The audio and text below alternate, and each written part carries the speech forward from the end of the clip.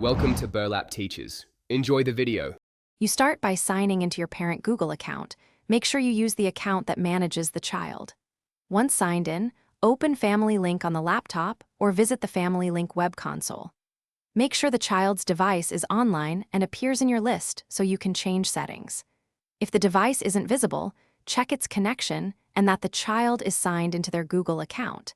This prevents wasted steps and lets you begin removing controls immediately.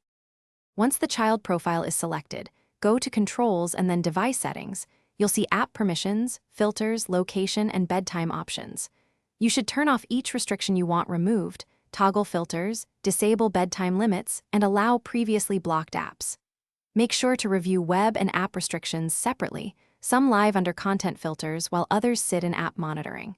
As you change each setting, Family Link syncs automatically, so wait a few seconds and confirm the new. To finish, choose Remove Supervision or delete the child's account from Family Link and follow the confirmation prompts. You may need to re-enter your password to prove identity. Once completed, Family Link will stop enforcing controls, and the child device should reflect the change. Make sure apps launch and web access matches your expectation. If something fails, sign out and back in on both accounts and recheck device connectivity. This simple resync fixes most stuck changes.